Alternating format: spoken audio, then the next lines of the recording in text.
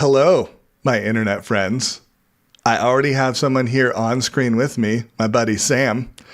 So, welcome to the Rigel show. We are streaming to you live from my Earth Dome, also known as my mystical driftwood fort on the sandy beach of the cosmic Navel, where song, hit it, runs through all of reality.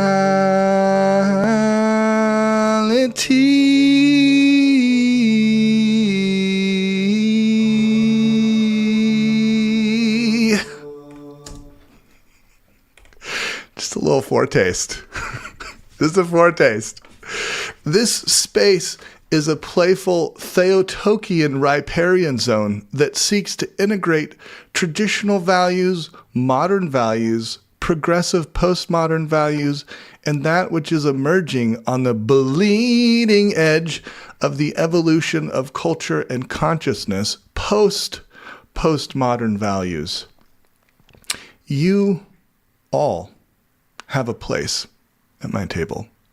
This is where the cracks between broken shards of opposites come together and get filled with the sparkling gold glue to create a kintsugi sculpture that illuminates the repair where the goodness of God comes into the cracks with us. And there's a lot of them out here on the internet, folks. When it comes to the glue, maybe you have the real gold powder and the authentic, ancient, locally sourced organic material to create the bonding agent that can hold the gold, dust, and the broken pieces together. Or maybe all you can afford is the cheap crap from Amazon.com. Both are welcome here in this brackish water of a musical estuary that flickers and flits between minor chords and major chords. As we remember these broken parts back together, I start to see the image of God in the reflection and everywhere, in you, in the illegal, and in the brainwashed fool.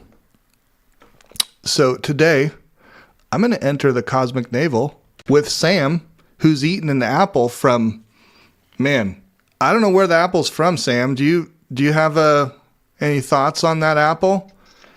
It's I have no clue where it's from. Well, it's now, as we enter the cosmic Navel, it's finding both its home and its destination. Okay. Hey, Sherry. Nice to see you out there. Just the old crew, you know? All right, I'm going to enter the cosmic Navel. I'm going to play around with a little piano melody idea that I was kind of coming up with a couple nights ago, maybe.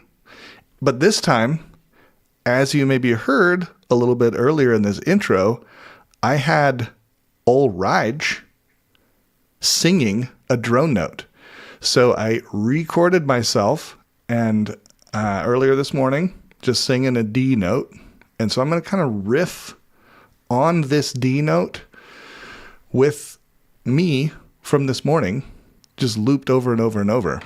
And I'm going to bring my fingers to the stage with you, Sam. Me, Sam, and my fingers are all here. And Sam's apple, which is just now in Sam, you know, God, it's beautiful. Just the mouth, the teeth, the digestive process. It's like all part of the already, but not yet. Okay, enough of this. Let's get a little music going, and then anyone else is just welcome to join in afterwards, and we can kind of get this conversation going. Okay, so let's get that drone note going. Okay. Drone note. Oh, timer. I'm going to set that timer for 5 minutes just so we all know that this will come to an end at some point. All right, here we go. Drone note. starting now.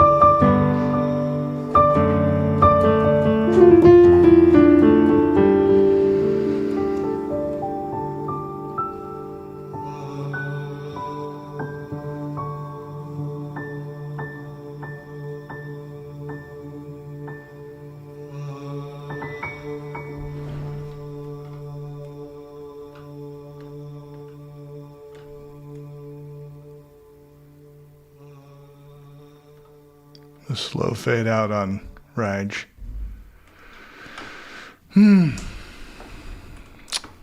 All right.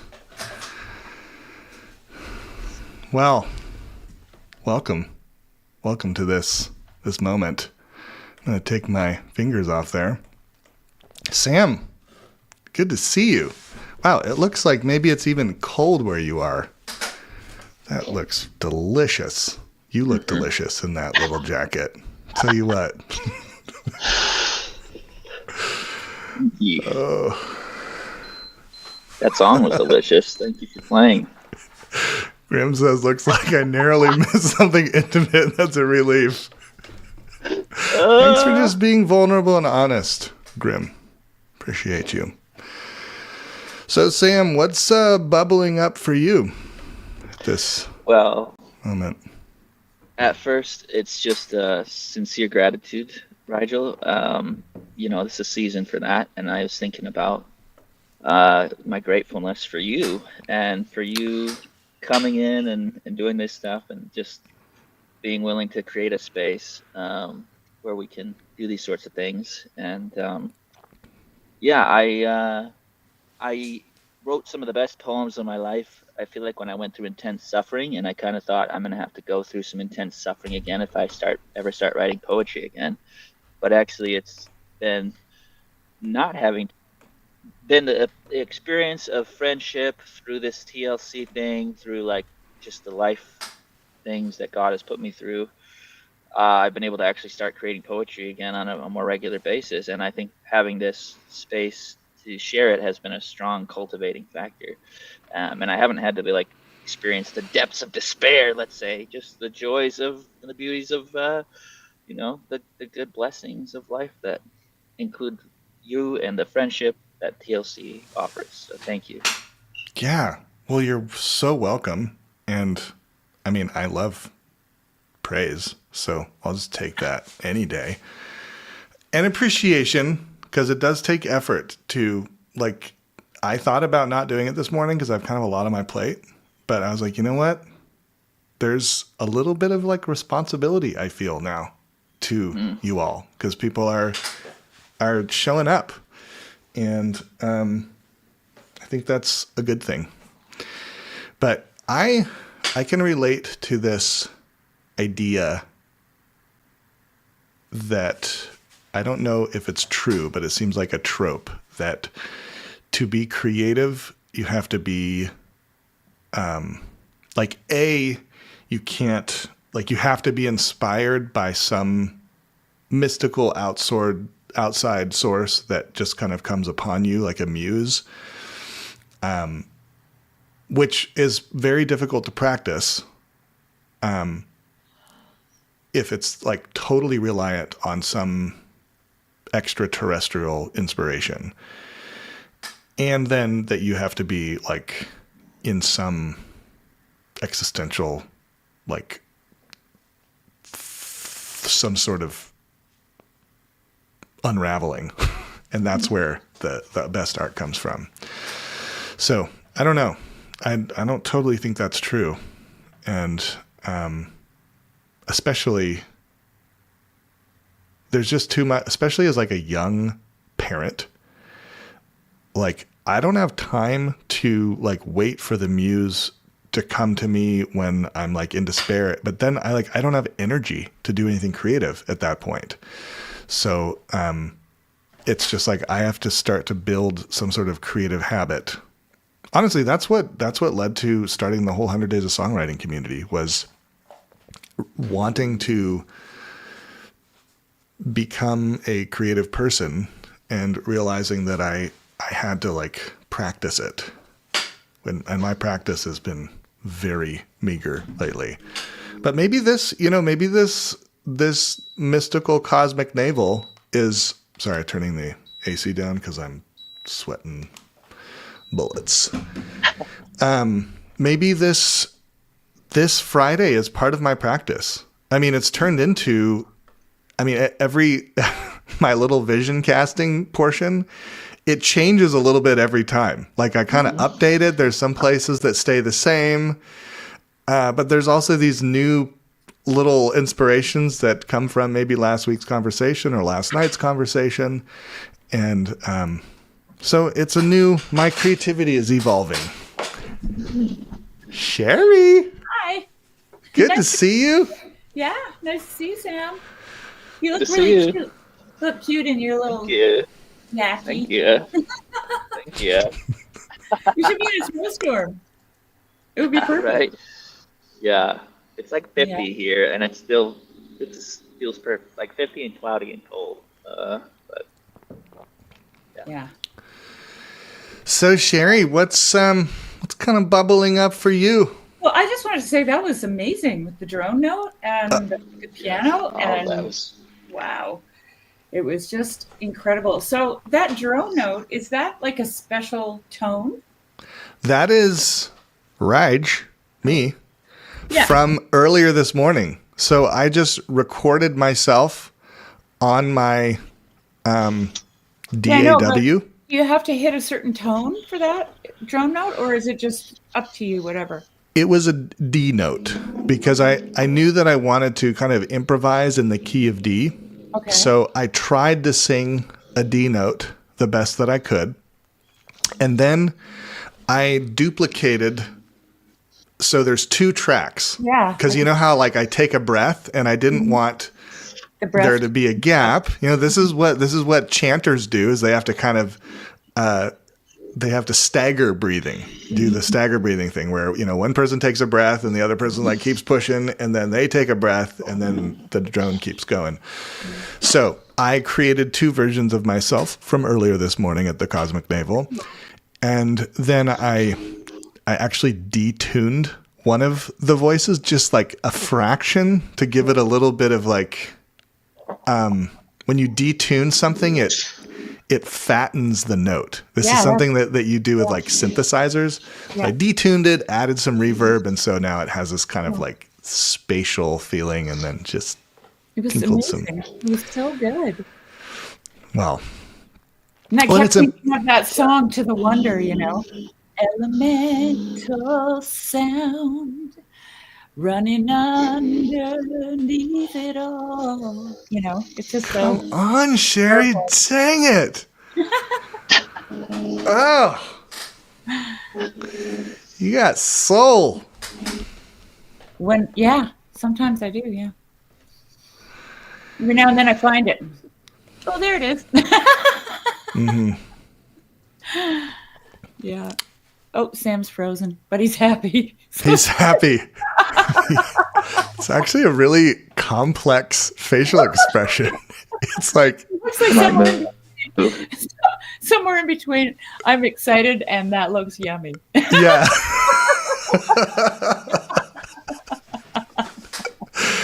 Sam, we're just talking about you. I don't know if you can actually hear us. Can you hear us? I can hear you. Yeah. Okay. I'm gonna move. Find better Wi-Fi. Yeah, get better Wi-Fi. So Sherry, what's kind of anything popping up for you today? Well, yesterday while I was making dinner, so I had a bunch of cabbages from the garden sitting in the fall, sitting on my countertop for quite a while. Mm-hmm. Every now and then I'd find a little cabbage moth caterpillar crawling around in my sink, and I'd be like, oh, these guys are just probably all over the kitchen.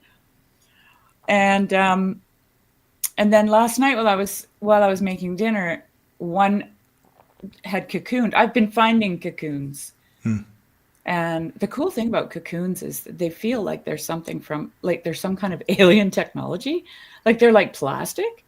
Look, what is that? Oh my God, it's a cocoon, you know? Yeah. And the ones I find, I throw in the garbage, but the ones I don't find, right? And so last night while I'm making dinner, this beautiful yellow cabbage moth comes flying from my windowsill. So it just emerged, you know, and it's like, whee! And I'm like, oh, you poor thing. It's winter. Yeah. And I let him fly around, and my cat was like, you know, and then I just left him. I didn't bother with. I thought I could throw him outside right now, but it was evening. It was getting cold, and then just before I jumped on, my husband goes, "Look what I found," and he had it. I said, "Yes, it was born yesterday, so it got a full 24 hours." Full 24 hours. He goes, "What should I do with it?" I said, "Put it outside where it belongs." He goes, "But it'll die." I said, "That's right, it will." Yep. You know, and I mean, the whole thing just resonates with poetics for me. Right? It's just, I wouldn't even want to try to reduce it. Just tell a story. There it is. Yeah. Oh, lovely. Hey, there you are. Hey, Sam. I'm back. You're back. Did you all listen to? Oh, sorry. Hello. Go. It's a nice Go little ahead. background. Neil and Zep and Brilliant's conversation they had yesterday or 2 days ago, maybe. Oh no, I didn't. I think I started it, but I had started like several little corner things, and I didn't have time to finish them. So, No worries. Well, one of the things mentioned was the idea of a cocoon that Zep said he felt he was in, and they all kind of concurred. So I thought that was a nice little. You know, I had tie-in. at my tent, I had these lawn folding camping chairs, you know, and we had a big snow, and so I was like, well, I had them leaning up, folded together, and leaning up against a tree, and I thought I should really just store them in the tent because it's just going to get worse after this. And so I opened it up to shake pine needles out, and there was this piece of Velcro on the seat. And I'm like, peeling it off, and it's a disc-shaped thing, right? And I'm like, this is incredible. Why is this Velcro here? Like, what? And then I realized it was a cocoon. And I'm telling you, it was exactly like a piece of Velcro and durable, you know? So I just was like, I disked it off into the distance. Oh. Free. So a cocoon is kind of like it's like kind of like an incubator, a little bit. Like it's cozy, tight. It's the thing you're in before you're born. Yeah. Here's some fun facts. Fun facts about butterflies, cocoons, and caterpillars. So caterpillars spin a cocoon for no apparent reason. If you're a caterpillar, why would you want to get in a cocoon, right? You're spending, you spend your life crawling around eating plants, and like you're a herbivore, right? And then suddenly you feel this urge to build a cocoon, and then you build the cocoon. And then inside the cocoon, you turn to goo. Okay, this is scientifically, it's a fact. They turn to a soup. So they've done this, they've done these experiments where they've, put like electrical impulses onto the caterpillar. And then when the caterpillar, and then what emerges out of this soup is like antenna, and then like the body of a butterfly and the wings, and just emerges out of the soup. And then they test the butterfly that emerges for memory with those same electrical impulses. And lo and behold, they remember them. So they test the cat. They shock. I don't think it's like terribly shocking because it would kill it, but they shock the caterpillar, they shock the goo, and they shock the butterfly, and they all retain the memory of these electrical impulses. So it's pretty fascinating, and I mean, to me, it's the best example of becoming. Yeah, I mean, it sounds like the creation story. It is the creation. Yeah. Out of the goo. Out of the goo, man. Out of the chaos. It's like a liminal space too. It's kind of between here and there. Hi, is that Ezra? I'm gonna go with Ezra. Ezra Netto. Hi, Ezra Netto. Caterpillar, I thought goo. I'm not sure who this is, but hello. Hello. Welcome. Join us. Join us. Come out of the lurk into the groundless ground. Okay, Ezra. Yeah. Did you pin the link? Doesn't seem. Oh yeah, it's there. I did. Yeah, I pinned it over on Google.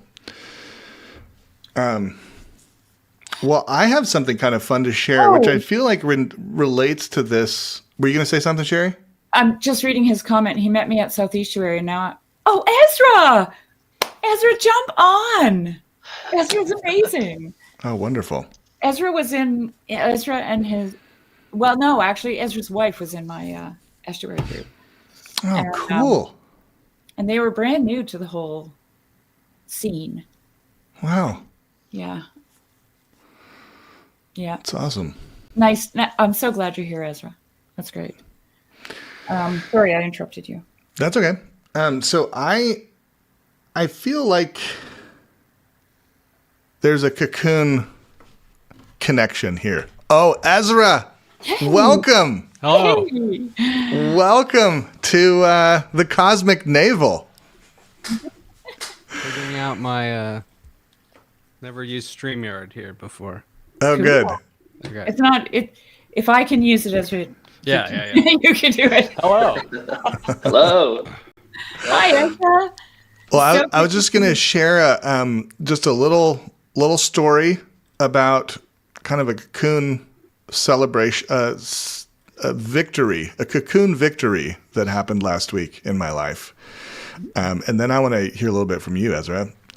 So for the last going on 20 years, somewhere around 20 years, I have been the organizer for our church's talent show and tell, this like kind of space for us to share something, get to know each other in a way that we don't get to know each other on your typical Sunday after liturgy. And I proposed that we turn it into a fall festival where we invite artists and artisans to set up a booth to sell their wares. And I had to get like church council, parish council approval because we've never sold anything, on property. It's kind of there's a little bit of a no-no about that, but they approved it, and we had it last weekend, and it was a smashing success. Like you had, a 10-year-old girl who just made bracelets, like 40 bracelets. She sold 20 of them for like $7 a piece. That's a lot of money for a youngin'. My wife sold a bunch of her artwork. We had like an iconographer selling some of his stuff. We had bakers. Someone collects honey and sold it. It was like this little tiny farmer's market. I sold one of my metal sculptures, like my big one, and like made some cash on that. So that was really nice. But at an Orthodox church that's like, 99% converts, there's kind of this energy of you come in and you're like looking around to see if you're doing it right. And it's hard to know where does my creativity fit into this? Like, are we supposed to do that? There's always like, is this what the fathers like would approve, And so there's just a lot of like kind of figuring stuff out. And so, it takes a significant effort to like break out of that and start something. And it was just really delightful to kind of see the joy on all of the faces of these people who have like, a lot of them have never sold anything of their own.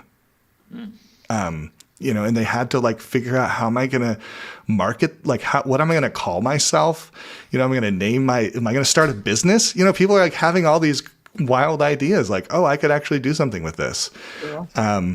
So I feel like this little space is kind of a cocoon for creative expression and launching into possibly like a business or launching into like using your creativity out in public instead of it just being kind of a private activity. Anyways, that's my little nice happy story, cocoon. Ezra, where are you calling in from, and what brings you to the Cosmic Navel? Calling in from Chicago, and hold on. Microphone's way too loud in my headphones. Okay. Calling in from Chicago, and I went to Midwestuary. And then I was there too. I immediately went to Southeastuary. Nice. I was at Midwestbury. And I didn't really know about estuary or this like part of the corner. Like I knew about Paul for years, and I knew he did randos, but I didn't know that like the randos united and the randos were talking to each other and all that stuff.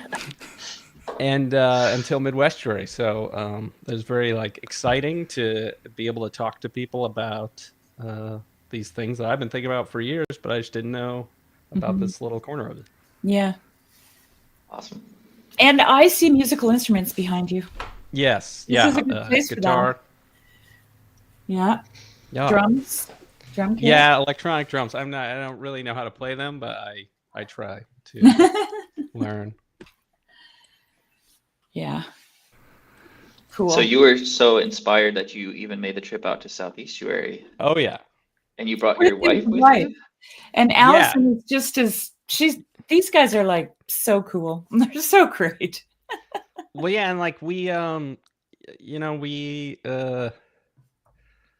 we kind of came through the Vervaeke pipeline, and we would watch the Awakening from the Meaning Crisis every week when it came out, and followed a lot of this stuff for years, but didn't have anyone to talk about it with. So as soon as we found that Midwestbury, we were like, this is amazing, we got to go. And then learned about estuary, and estuary is way cool. You know, I was just really blown away by my experience with it, and the simplicity of the protocol, and yet the success of the protocol. I'd actually done one of these. Vervaeke had like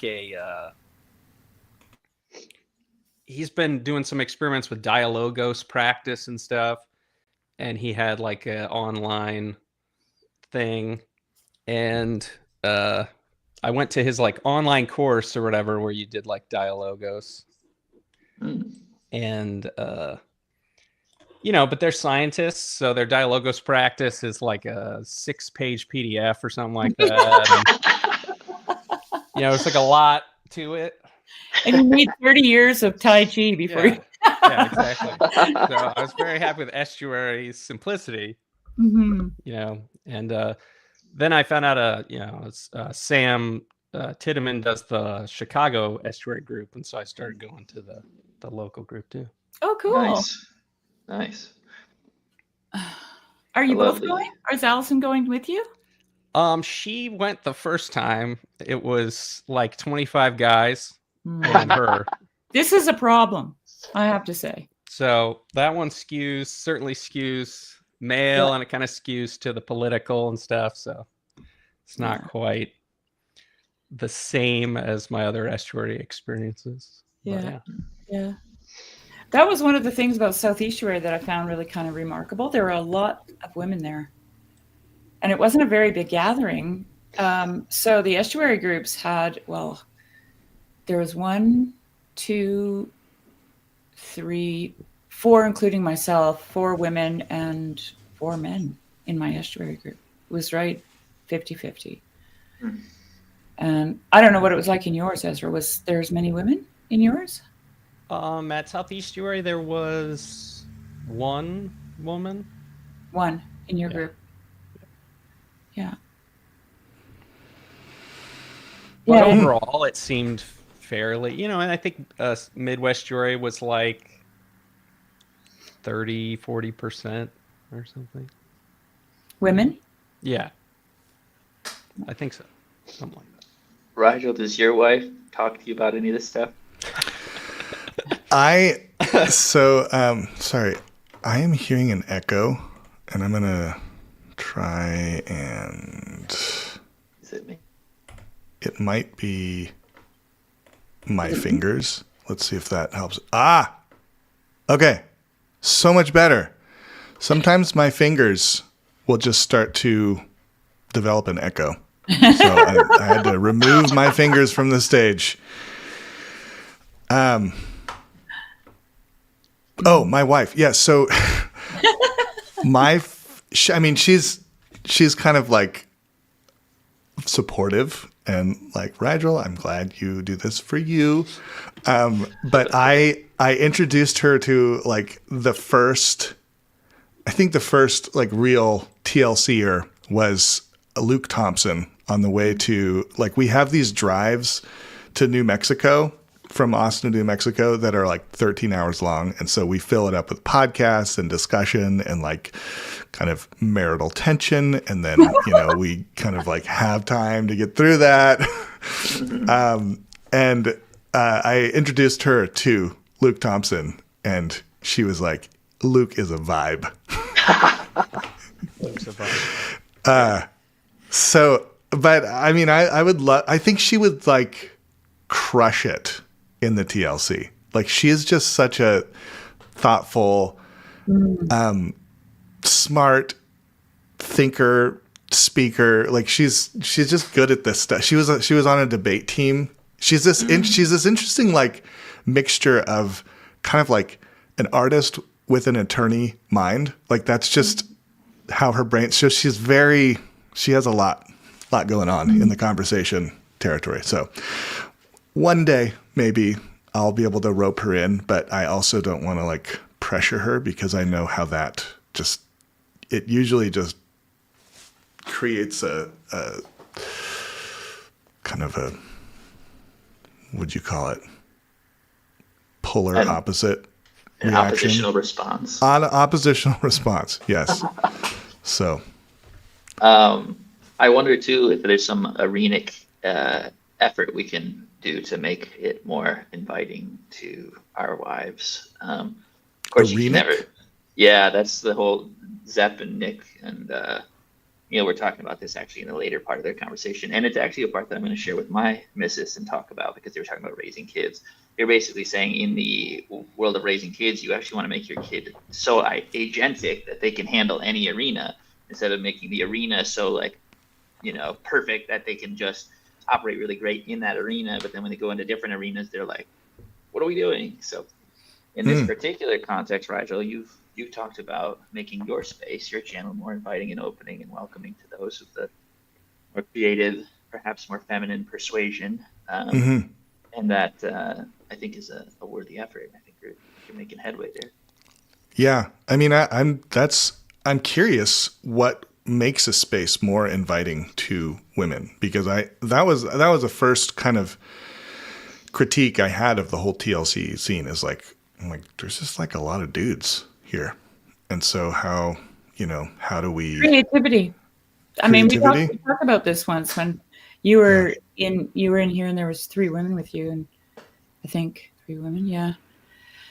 That's like the substructure. Well, that's our department. I know. It's it's like it's baked in. Baking. It's baking. Baking, yeah. We do the baking in all kinds of ways, know. With the buns. So, yeah, it's interesting. I was thinking. I was talking to somebody this morning, and we were just private talking, and they'd asked me some advice, and then I was telling them some things, and they responded with, "Wow, now I know even more of your story, Sherry." And I said, "Well, these things come out just a little bit at a time. I keep them, held back because they end up being too overwhelming to just like, it's like a tidal wave, and people just get like the crest of the wave, and the rest is mist." And it's not, anyway, it's just not what you do, right? I think, what do they call that now? Trauma dumping or something? And then his response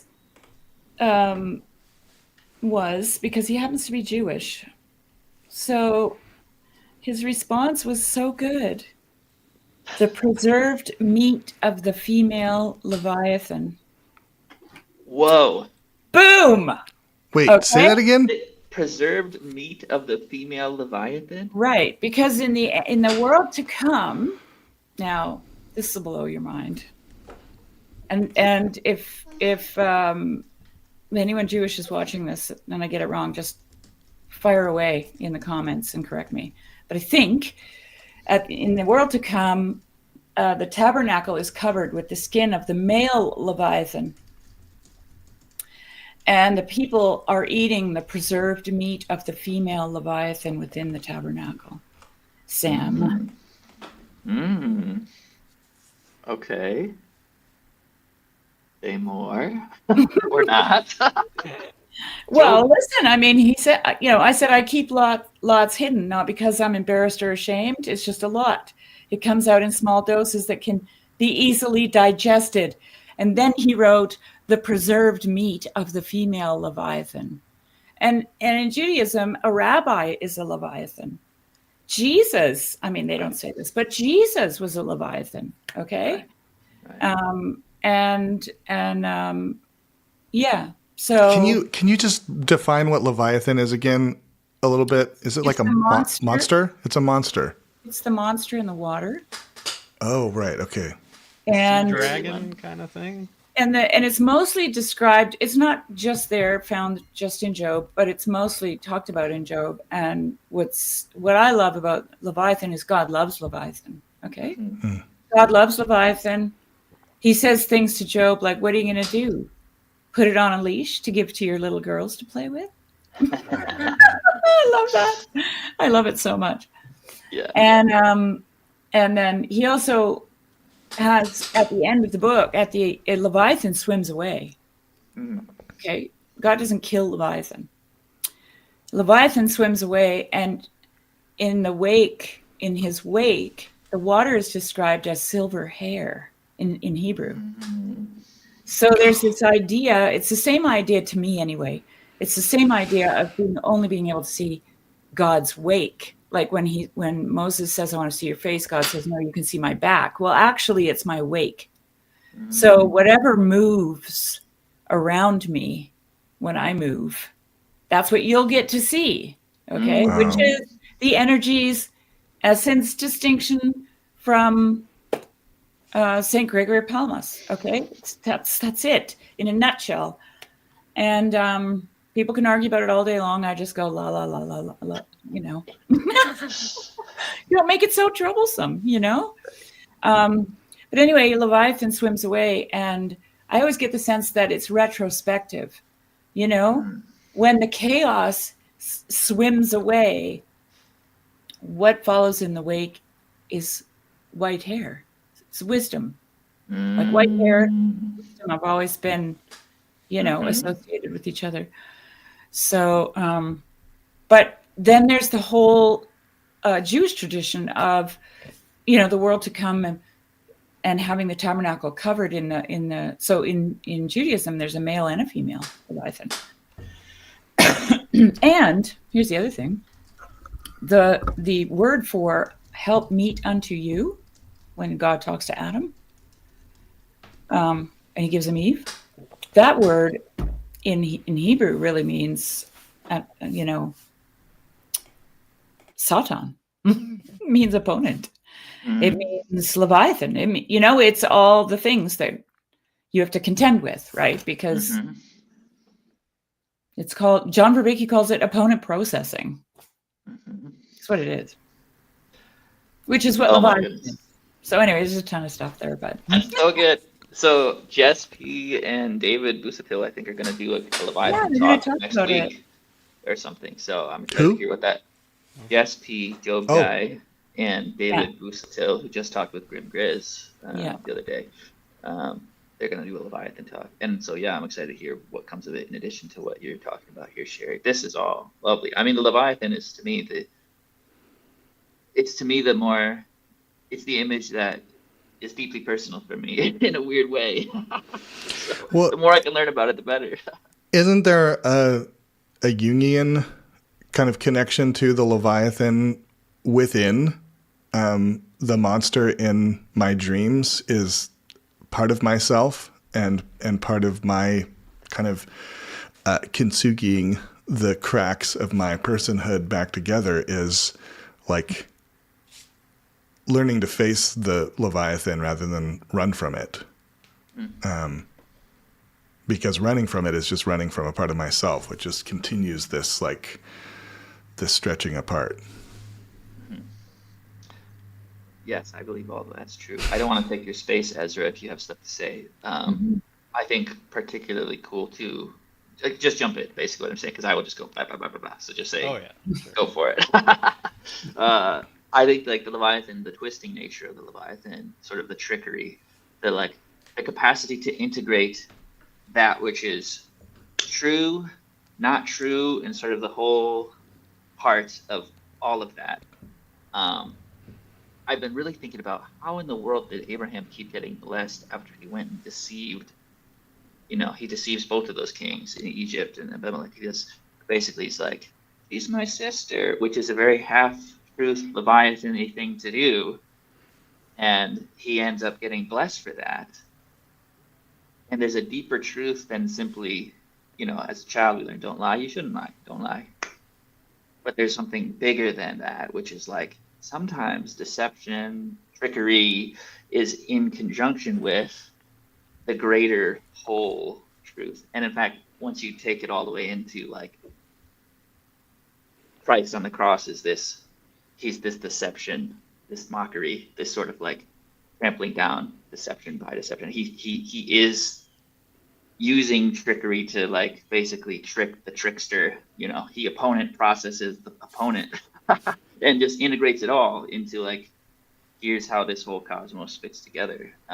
So before Ezra says anything, I just want to quickly address. Grim says, I don't think Helpmeet means Satan. I'm not buying it.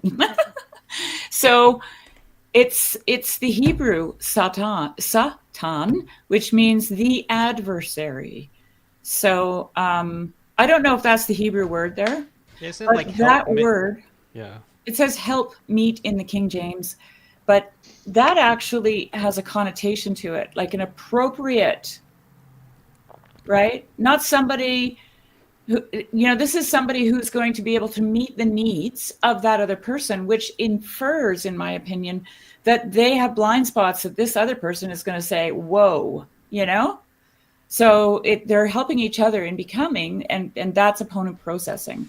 And the adversary, Grizz, is Satan, okay?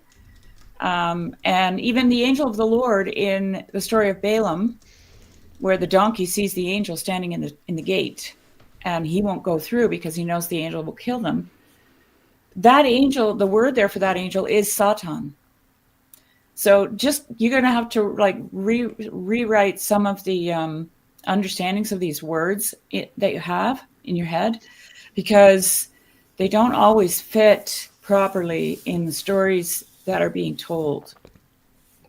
Yeah, I think Matthew Pajot translates that helpmate part as like the helper against him. Yeah, that's exactly a helper what against him. That's what the Hebrew says. That's the direct translation. Yeah.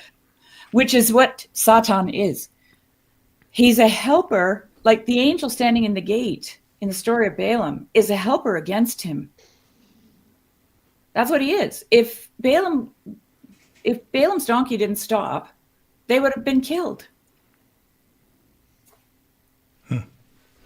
When I think of Leviathan and the snake, I kind of conflate those two. And then I just think about the snakiness and the snakiness of myself and other people, and the snake, raised up snake versus the pinned down snake.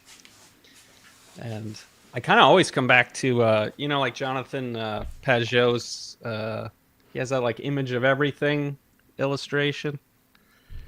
And, you got the angel raising up the water on the left side there, pinning down the Leviathan on the right side. And that's kind of the whole thing to me. I mean, that's love. That's raise up what is good, the water of renewal, pin down the death, And so, I think about that a lot, and how you can have the kind of snakiness that's for the good, or the water of renewal, and then you can have the, death that's just for more death. That's just for more death. Love that.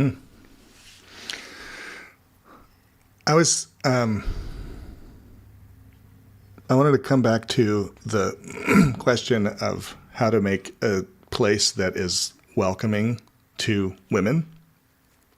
And I just try this on. I wonder if something that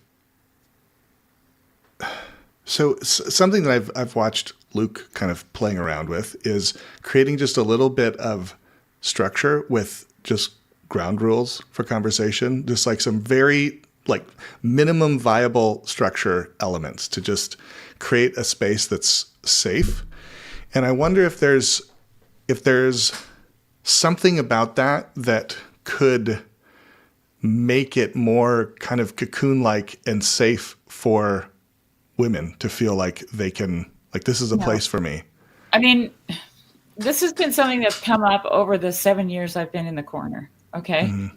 I think Grizz said Allison could start an estuary, women's estuary. This is always the solution. This is always the man solution. Oh, there's too many men. Okay, why don't you girls go over there and have, your thing. And I remember it came up in a live chat one time, and Food Truck Emily was in there. Someone was talking about it, and Food Truck Emily, I said, never, I'll never do a women's Discord or a women's group. And Emily was right behind me with the same thing, right?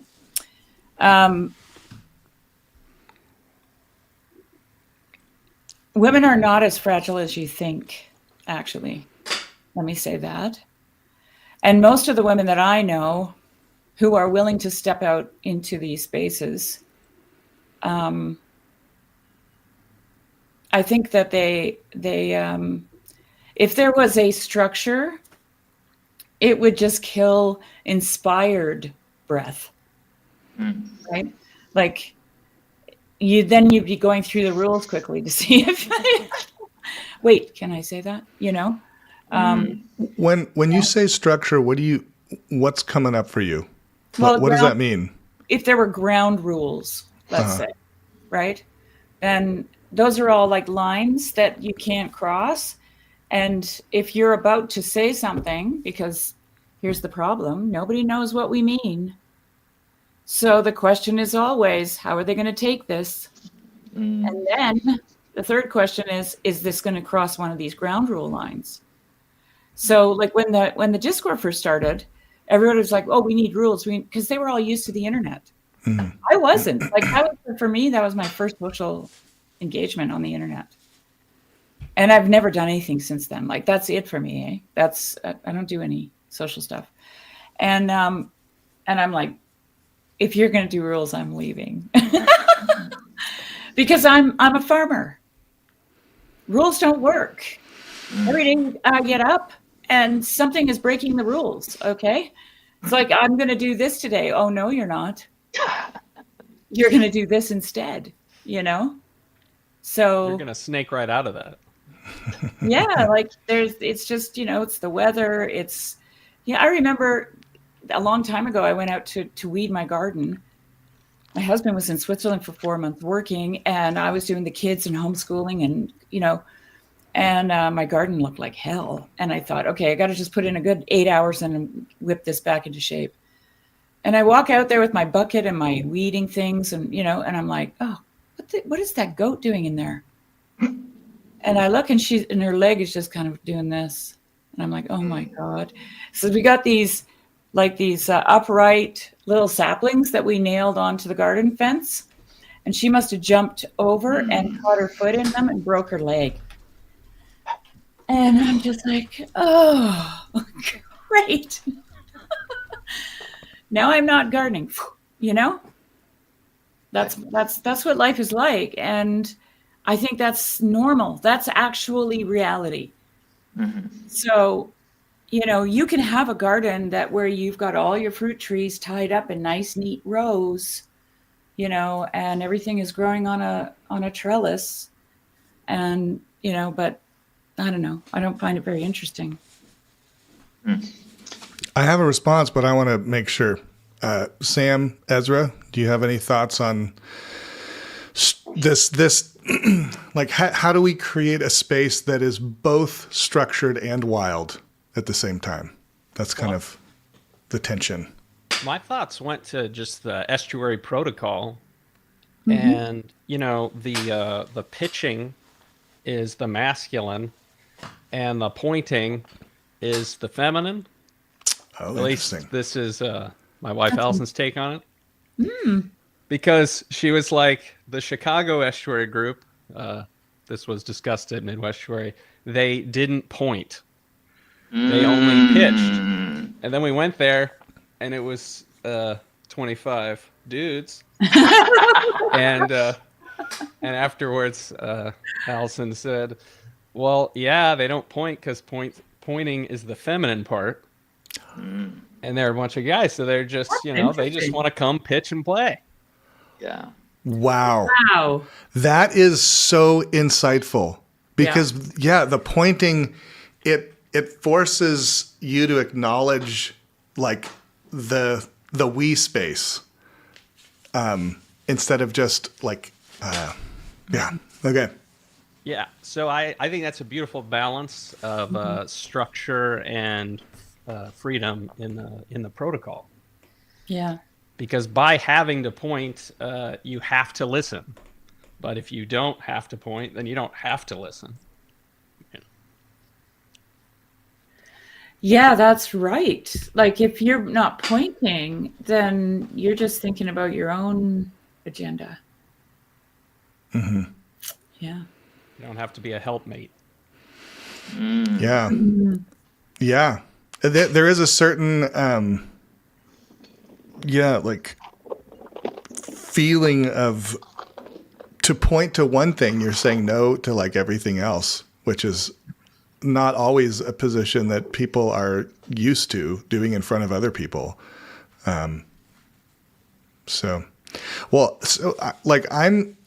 The reason I asked you about like what you meant by structure, Sherry, is because I'm not sure if we're using it in the same way. It kind of sounds like you were leaning towards kind of a rules understanding of structure. And I think rules could be part of the structure. And there's rules that are part of this channel that you may or may not know about. Like if someone doesn't show their face behind, in the green room or whatever, like they're not going to come on my channel. I haven't had to deal with that yet. I've seen Luke like say, hey, can you show your face? They're going to have to actually be on camera. People have to like hide their face to go do something. That's fine once they're on the channel. But I'm not going to let someone on who's not willing to show their face.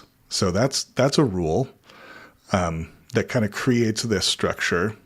But there's also a structure, like I create this liturgy in the beginning of like my little weird, introduction, poetry, musical kind of segue into inviting people on screen and having a conversation. And so and there's an element to rules that, there's an element to rules that like make me feel safe. I feel there were a few TLC channels that I witnessed when I was first coming into the scene about a year ago, where people's channels, there were some channels that were really unruly. And I was just like, I'm afraid to go on that channel because I don't know what to do in that. It just is overwhelming to me. And maybe that's not really a feminine thing, or maybe I'm just part female. I think it depends. I think it depends on the personality, I've just never been like, my kids went to Montessori school. There were no rules. There were only guidelines, and they could move within those parameters. I think that's kind of what you're talking about. So maybe reformatting, just reframing it as guidelines instead of rules. If you say don't do this and don't do that, that's a hard line. And then, like I said earlier, how are you going to discern if whether or not the person you're speaking to is going to understand you as not doing that thing that you were, so whatever, like I watched Luke's live stream last week. He said, don't straw man. Okay, so what if you aren't straw manning, but someone accuses you of straw manning? Mm. Now you've broken the rule. So that's where we're going to do. That's where we're going to go. That's where the conversation is going to go. Right? It's going to go to, oh, you can't straw man, but I wasn't straw manning. But yes, you were. But no, yeah. You know what I mean? I was straw manning Luke. Just joking. But anyway, did he make that a rule?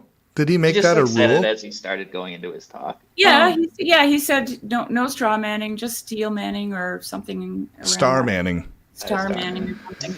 You know, which I don't know. What if Leviathan enters the room?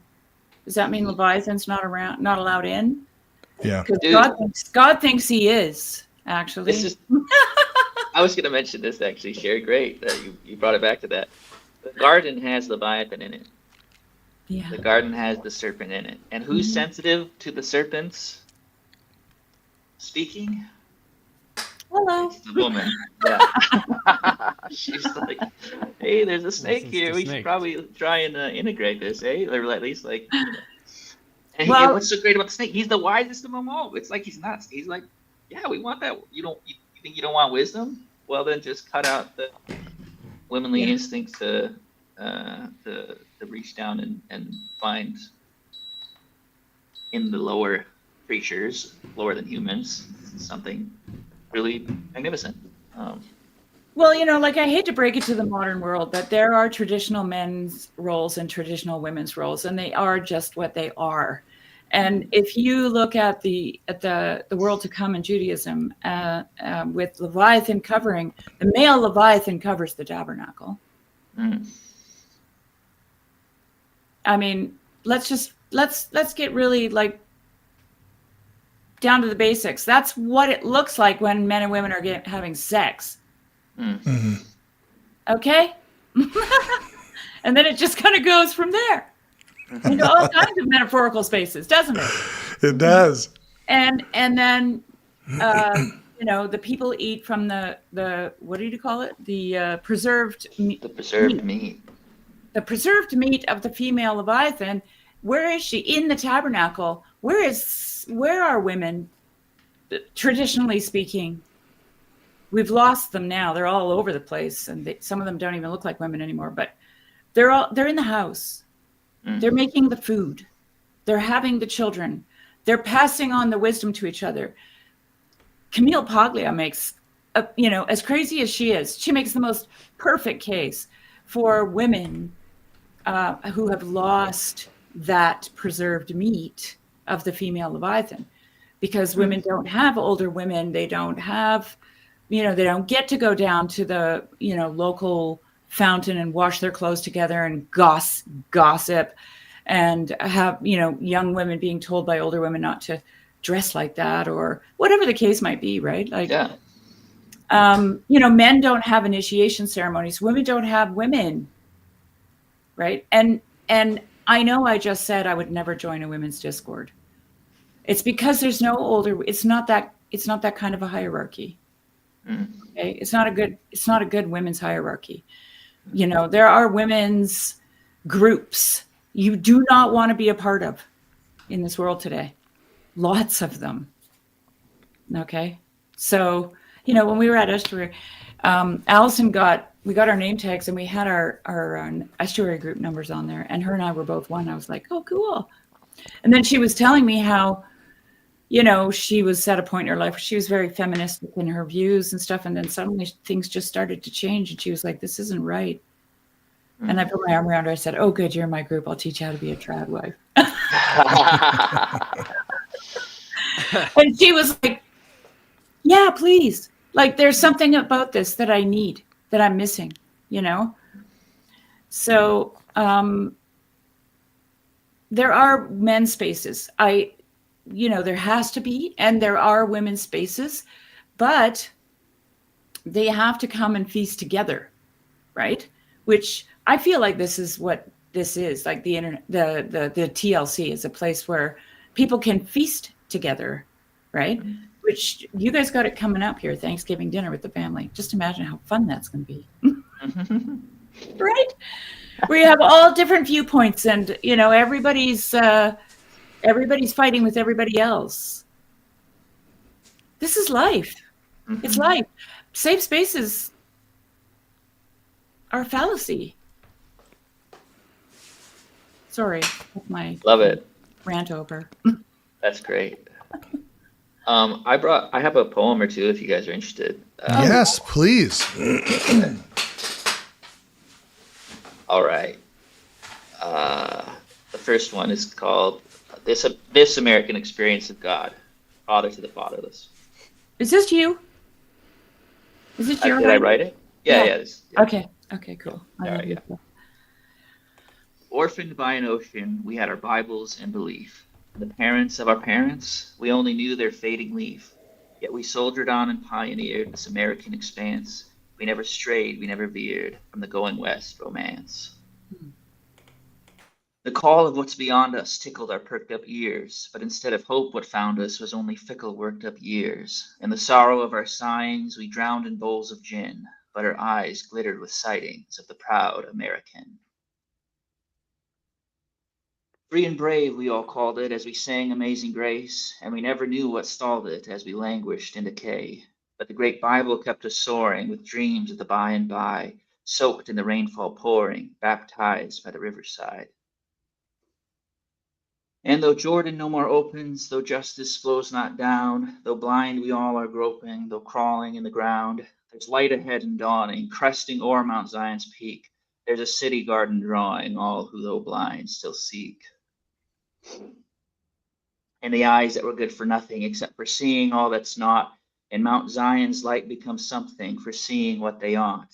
And the beholding is the becoming, and the beauty blesses all who, astonished at the stunning, down to their knees there fall. And the world is all ablaze now with the glory of the King. Over seas and over clouds, his glory covers everything. And the church bells are all ringing, for they cannot help but sing. For the bridal clouds are bringing the great maker of everything. And the fish are all a-laughing, and the fairies flutter by. And the otters are a-having a slice of peanut butter pie. And the lion and the lamb are alamanding to the right, as the creatures of the I Am are presenting quite the sight. And we all hold hands together, and we kiss like Eskimos, and we lift up our hearts forever at the passing of the woes. For the King of Kings has done it. He has conquered every foe. He played the game and won it. He made blessing every woe. And the crown of thorns he wore were the groanings of all things, every sorrow, sigh, and sore, all our tragic sufferings. Now the moment is upon us, what we've all been waiting for. Enter into his promise, enter in through his door. Man, Sam, you're just killing it. Thank you. Was that like inspired from last week's talking about the crown of thorns? A little bit of that at the end there, yeah, Cool. for sure. I'm glad. Yeah.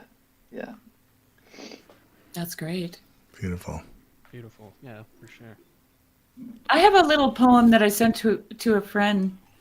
Just want to say hey to Cody. Cody, he says, "You're right, Sherry. We don't make peace with the way the world makes peace with itself through servile tolerance." Mm.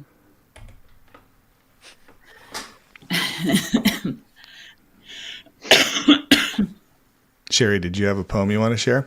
Yeah, it's one that I've had a hard time not crying when I read, but it's a George MacDonald poem, of course.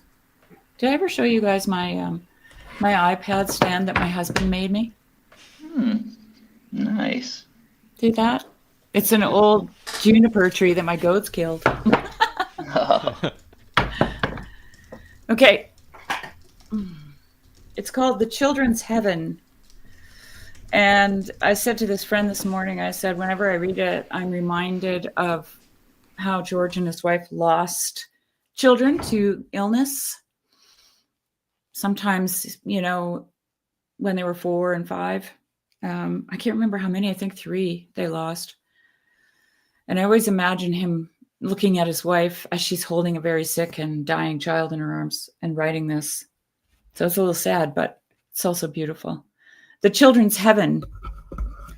The infant lies in blessed ease upon his mother's breast. And this is, okay, it just dawned on me too. This is like the Leviathan covering the tabernacle, right? George, as he's watching the scene and, feeding on the preserved meat of the female Leviathan, right? That's what's happening here. The infant lies in blessed ease upon his mother's breast. No storm, no dark the baby sees invade his heaven of rest. He nothing knows of change or death. Her face, his holy skies. The air he breathes, his mother's breath. His stars, his mother's eyes. Yet half the soft winds wandering there are sighs that come of fears. The dew slowly falling through that air, it is the dew of tears. And my child, thy heavenly home hath storms as well as dew. Black clouds fill sometimes all its dome and quench the starry blue. My smile would win no smile again if baby saw the things that ache across his mother's brain, the while to him she sings. Thy faith in me is faith in vain. I am not what I seem. O dreary day, O cruel pain that wakes thee from thy dream. I can hardly read it, sorry. Nay, pity not his dreams so fair. Fear thou no waking grief. O safer he than though thou were, good as his vague belief. There is a heaven, that heaven above, whereon he gazes now, a truer love than in thy kiss, a better friend than thou. The Father's arms fold like a nest, both thee and him about. His face looks down, a heaven of rest, where comes no dark, no doubt. Its mists are clouds of stars that move, on with progress rife. Its winds, the goings of his love. Its dew, the dew of life. We for our children seek thy heart. For them we lift our eyes. Lord, should their faith in us depart, let faith in thee arise. When childhood's visions them forsake, to women grown and men, back to thy heart, their hearts, O take, and bid them dream again.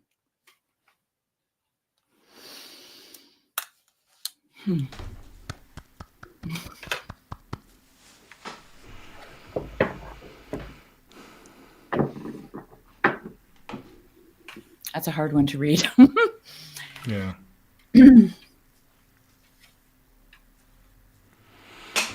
Mark, that was George MacDonald. You say that again? I don't know if Mark was asking who wrote that poem that I read, or if he's talking about Sam. Yeah. I don't know. Ezra, you got anything, any poems, music? I see a guitar back there and a drum set. Oh my gosh. Yeah, I don't know that I do. All right. Well, there's no pressure. No. But this is a safe space for sharing poetry.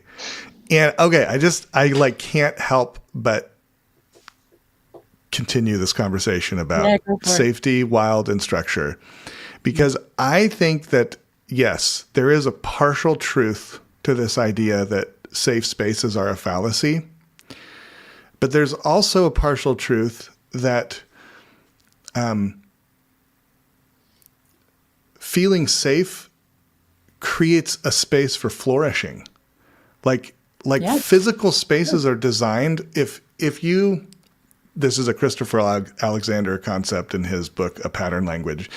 If you just build a structure out in the middle of a field, the entire thing is just kind of inhabitable until you create a secondary structure that creates kind of a protected corner or a protected back where you have this sense of enclosure. And then all of a sudden, naturally, life will kind of spring up in that little area where there's a sense of protection.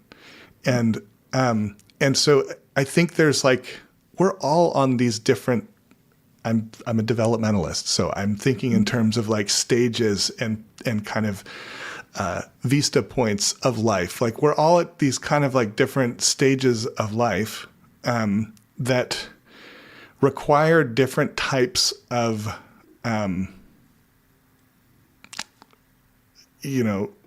protective elements to feel like we're safe. I mean, for someone, in a different place in life may really feel unsafe talking about Leviathan as like an important part to integrate into our life. Like that could be such a like triggering concept that the whole channel is just like, this is not for me because this, whatever, that's too. But don't you think though, well, this person says absolutely, it's the guarantee that gets us hurt. What does that mean?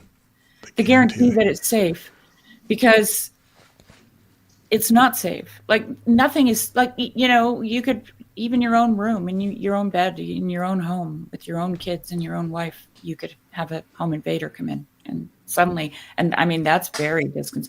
If anybody's had anything stolen, they've had a little taste of that. Right. Where everything feels safe. And then all of a sudden you realize somebody came in here and took my stuff. And all of a sudden you don't feel safe. Right. Yeah. So, What is it that things can be safer? Yeah. And less well, safe? Why do we? Yeah, somebody can come in, but also like, I don't know if I'm just surrounded by like ninjas with ninja swords. I mean, couldn't we think about it more in terms of cultivation? Because like you are a developmentalist, right? Rigel? Yeah. So gardening, walled gardens. Okay, this is the walled garden, but ultimately Adam and Eve had to go out into the danger zone, right, to become anything. Like I always use the example of greenhouse plants. If you take a greenhouse plant and you sit it outside, when you think it's ready, it'll just shrivel up in the sun and die. Well, the sun is actually the thing that gives plants life. But if it comes straight out of the greenhouse and the sun hits it, it's the thing that would give it life kills it, because it's not hardened off, which is the gardening term. It's not hardened off, right? So it's living in this greenhouse, which is kind of the walled garden of Eden, right? And I mean, it must have been warm. They were all naked. Right. And then they get tossed out into the thorns and they have to contend, and pain is introduced and suffering. And I mean, this is really like a huge, huge topic, but I think, so what if we, instead of calling it a safe space, because what does that even mean? What if we called it a place where you could cultivate things? So like you've opened up this creative space, and within this creative space, people can cultivate their creativity. And so it's structured around that. And that is a good thing. And that is also what invites women in, right? Not the structure, but the place to cultivate and be creative. Because that's what women like to do. They like to cultivate and be creative. So those are just some thoughts. Instead of calling it a safe space. Yeah, we don't have to call it a safe space, but I think that the value safety has like visceral energy that is important. But it also becomes pathological if you become overly identified with safety to the point where everything is serving this one thing.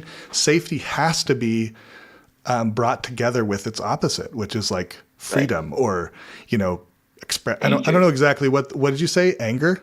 Danger. Oh, danger. Yeah. Yeah. Danger. So safety and danger, like that feels like that has sparks actually. Well, here's the thing. This is what I keep thinking, like for men, their role is to protect and to provide. Really it is, right? And so safety is of the utmost importance. In that First Nations ceremony that my sister told me about, the men are at the outer edges of that circle, right? The women are inside where the men, it's men, women, children, elders and children in the center.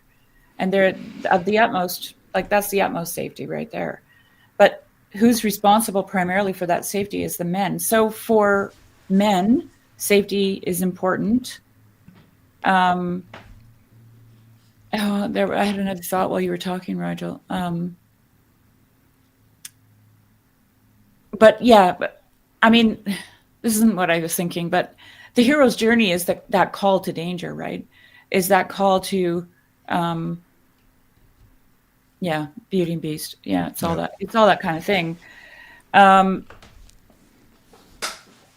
don't know. I was gonna add too, the men also build things. And I was thinking actually about Noah and his building of the ark in relation to the second, even shorter poem, if you'd like to hear that. Oh, yeah. Yes. Really briefly. Okay.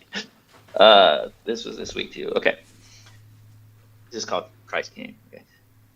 He came for the Greeks, he came for the Jews, he came for the Scythians and me and you. He came for the slaves, he came for the free, he came for the poor and you and me. He came for the short, he came for the tall, he came for the wide and one and all. And he came for the righteous and he came for the shamed and he came for the needy and the broken and the blamed. He came for the sinner and he came for the sick. He came for the winner and the dead and the quick. And he didn't come for nothing and he didn't miss the mark and he didn't waste his coming when he came to build his ark. There's a ship that you can go for, there's a place that you can float. When the waters are all rising, find your place up on the boat. For your home is not a space, except what's found in your heart. And there's been prepared a place, built by his tectonic art. Oh my gosh, I love that. It makes me think of Tom Waits' song, Come On Up to the House. Come on up to the house. Well, the world is not my home. Wow. He's building a space. Like he builds a place for you. Hey, Joy. Hey, Joy. On my way to New Skeet Monastery in Cambridge, New York. Dear ones, checking in with you, loved ones, on boundaries, the unknown play, cultivation. It's good to be here. It's good for you to be here, Joy. Keep saying, Sam. I was just saying, yeah, like he's a carpenter who builds things. He builds a space. And he goes to prepare a place. That's very earthy building language. Like the man, I love the whole arc of like ancient engagement, which is like the man goes and gives a token of his love to the family and return, and he says, I'm gonna go and prepare a place for you, but I'll be back, you know. And when I go, he goes to his father's home, basically, where there's already many rooms. And he says, I'm going to make my own room in here, and it's going to be our room. And he's got to build it with his hands, like do the work, put in the effort, make a safe space, quote unquote, build a place for him. And it's not, he can't go get her until the father's like, yeah, we're ready. This is good. This is a good space. And the father has the wisdom to be able to give him that like clarity around, okay, this is what's going to make a woman ready to come into this place, you know. And then he goes and does it. And it's like tectonic. I think about like it's like stonemasonry, carpentry, all of that kind of, he builds with the things of the materials. And I love tectonic too, because the tectonic plates of the earth, it's like he's built and fashioned this entire foundation for us to like, he will do it in a way that we will have the capacity to understand when the snake is coming in, and yet be able to experience the safety of that space. Grim Grizz, welcome. Coming in right at the end. What say you? The snake is coming in. That's when I came in. It's right. I come in and he says, right when the snake is coming in. I have something to share. I've created something for Almond Tree. It's called the Almond Tree Estuary Mug. Over there in the Hive Mind chat, while we were talking, he requested that some of my sayings get put on a mug, and then specified this one. And so I've put it on a mug, and it's available at the link I've provided to you there. Great. The Almond Tree Estuary Mug, where it starts off. It's not. There it is. There it is. I have pointing anxiety and the great agenda for all your estuary coffee purposes. Now available at the store. I usually have. That's great. I have Awesome. pointing anxiety. I think I might get one of those cups. They're available in both 11 and 15-ounce sizes. Oh wow. Has Almond Tree broken the fourth wall with somebody? Oh, yeah. Oh yeah, That's Jason. he's Oh. too sexy for this show, though. Oh, yeah. Okay. Well, that's good to know. Yeah. I mean, come on, Almond Tree, prove me right. Come on, show Come them. on. 5 minutes until I have to go pick up my child from school. So let's have a little wrap up. Sherry, you want to share one more? When you were talking about building something, I just happened to watch a great video of a guy reading a poem by Khalil Gibran this morning, and it's a section out of the Prophet on building houses. Okay, so I thought I'd just read it. I have to read it from his transcript from his video because I can't find it. It says here, a carpenter asks the Prophet, teach us or tell us about houses, and this is what he says. Build of your imaginings a bower in the wilderness. Here you build a house within the city walls. For even as you have homecomings in your twilight, so has the wanderer in you, the ever distant and alone. Your house is your larger body. It grows in the sun and sleeps in the stillness of the night. And is it not dreamless? Does your house not dream, and dreaming leave the city for grove and hilltop? Would that I could gather your houses into my hand, and like a sower scatter them into the forest and the meadow. Would the valleys be your streets, and the green paths your alleys, that you might seek one another through the vineyards and come with the fragrance of the earth and your garments. But these things are not yet to be. In their fear, your forefathers gathered you too near together, and that fear shall endure a little longer. A little longer. Your city walls will separate your hearts from your fields. Oh, tell me, people of Orphles, what have you in these houses? And what is it that you guard with fastened doors? Have you peace, the quiet urge that reveals your power? Have you remembrances, the glimmering arcs, the glimmering arches that span the summits of your mind? Have you beauty that leads your heart from things fashioned of wood and stone to the holy mountain? Tell me, have you these in your houses, or have you only comfort? And the lust for comfort, that stealthy thing that enters the house, a guest and that enters the house, a guest, and then becomes a host, and then a master. I and it becomes a tamer, and with who can scourge makes puppets of your larger desires. Though its hands are silken, its heart is of iron. It lulls you to sleep only to stand by your bed and jeer at the dignity of the flesh. It makes mock of your sound senses and lays them in thistledown like fragile vessels. Verily, the lust for comfort murders the passion of the soul and then walks grinning in the funeral. So that's it. Oh, wait, back to the poem. He's not done yet. But you children of space, you restless and rest, you shall not be trapped nor tamed. Your houses shall not be an anchor, but a mast. Oh.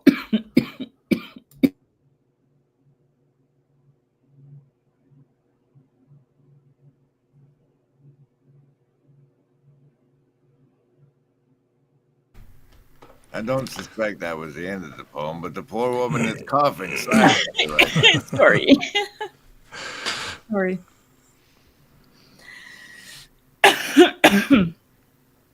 You shall not be trapped nor tamed. Your houses shall not be an anchor, but a mast. It shall not be a glistening film that covers a wound, but an eyelid that guards the eye. You shall not fold your wings so that you pass through doors, nor bend your head that they may strike against the ceiling, nor fear to breathe, lest the walls crack and fall down around you.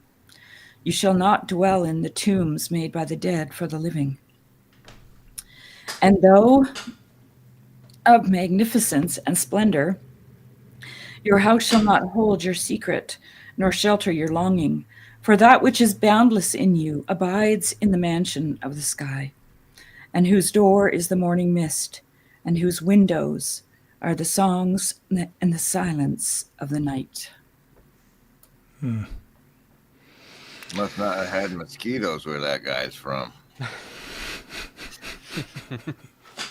What was that? I missed it. I said that guy must not have had mosquitoes where he was from, the way he's downplaying the having of a house. All right, you all. Thank you for making this. This just flew by. I looked up and it was like almost 1. That's what happens in the cosmic navel. Thanks for space making. For space making. Grim, thanks for coming on. You're welcome anytime. And can you drop the link in, like, on the comments? It's in the it'll, unless I'm a moderator, it'll automatically ban links dropped in your chat, but I dropped it in the private chat of StreamYards if you want to drop it. The private chat. Okay, yes. Thank you. I'm like not even aware of private chat. Oh, there it is. I see. Yeah. I got you. All right, Grim, I'm going to put that in the comments or in the description. So that's just baked into the DNA of this episode from the Cosmic Navel. Where it was originated, in the comments by Almond Tree. Oh, my gosh. It's coming together. It's coming together. All right. Great. Bless you all. Thank you for sharing. Thank you. Thanks, Rigel. Sam, I'll see you. Rigel, Sam. Ezra. Come on back. Sure. Yeah. All right. Bye, General. Bye. Say hi to Allison for me. I will. Thanks. Okay. Bye.